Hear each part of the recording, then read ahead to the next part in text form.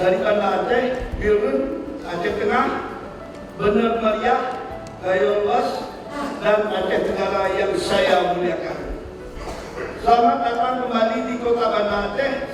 Semoga Bapak Ibu jemaah tercapai haji mabrur dan mabrur.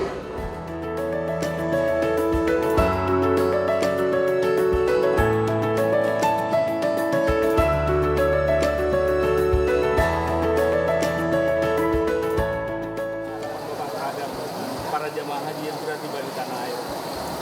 Mudah-mudahan kalau tahun depan itu jemaah haji kan semakin meningkat ya, menambah khususnya Kota Banda Aceh. Dan harapan saya jemaah yang ada ini implementasi syariat Islam.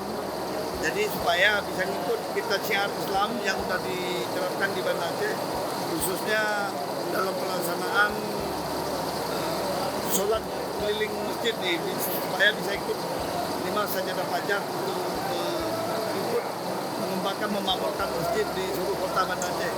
Apalagi Kota Banda Aceh cuma bisa 105 masjid bisa dikunjungi memakmurkan, khususnya masjid-masjid di pelosok-pelosok yang paling